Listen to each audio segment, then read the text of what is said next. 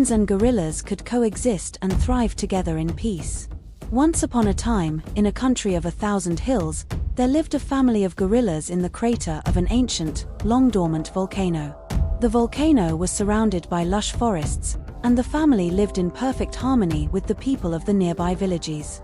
Humans and gorillas coexisted in peaceful friendship, with tourists visiting to see the incredible bond between them. The gorillas played for the visitors, showing off their strength and intelligence, while humans would bring food, music, and even stories.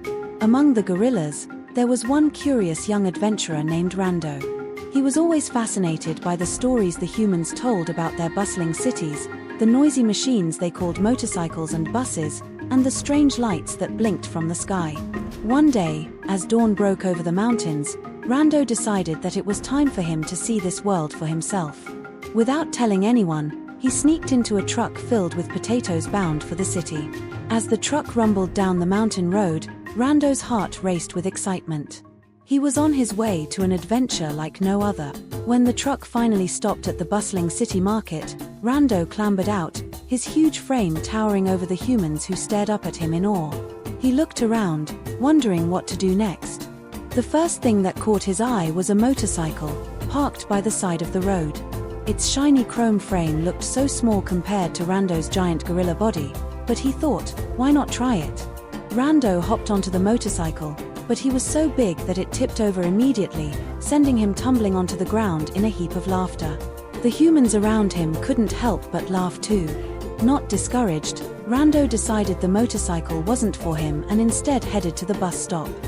The bus was much bigger, and Rando was able to squeeze inside. To his surprise, the humans didn't mind sharing their seats. They simply smiled and made room for him. He took a seat near the window, his face pressed against the glass as the bus bounced along the city streets, taking him toward the marketplace. At the market, Rando was greeted like an old friend. People offered him bananas and other fruits, and soon he was playing soccer with a group of children. His large feet kicked the ball with such power that the kids couldn't believe it, but they loved every moment. Rando's playful spirit brought smiles and laughter to everyone around him. He played with joy, passing the ball to the children and even scoring a few goals.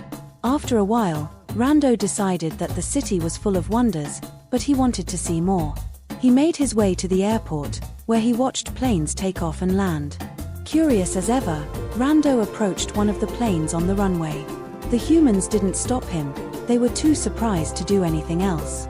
Before anyone could stop him, Rando managed to sneak onto one of the planes. He found a seat, his enormous frame squishing the seat beside him, and settled in for a flight. As the plane ascended, Rando's eyes widened with awe at the sight of the world below. The land stretched out like a quilt of forests, lakes, and villages. It was magnificent. But soon, he felt an irresistible urge to leap into the great open sky and experience the land beneath him. So, with a mighty leap, Rando jumped out of the plane, gliding through the air before plunging into one of the Great Lakes below. The water was cool and refreshing, and Rando swam with joy, feeling like a king of the world. A boat appeared, and Rando climbed aboard, taking a break from swimming as the boat sailed across the calm water. He was filled with pride. He had traveled, seen new things, and made so many new friends along the way.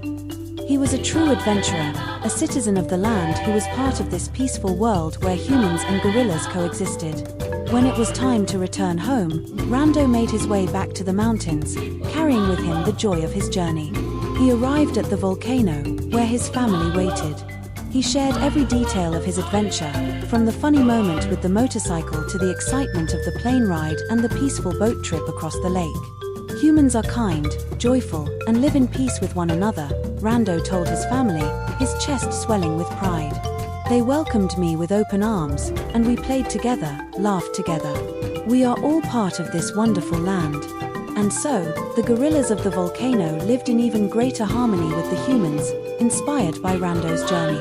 The connection between humans and gorillas grew even stronger, a symbol of how, when we approach the world with curiosity and kindness, we can find unity and joy in even the most unexpected places. From that day on, the humans and gorillas of the 1,000 Hills lived side by side, learning from each other.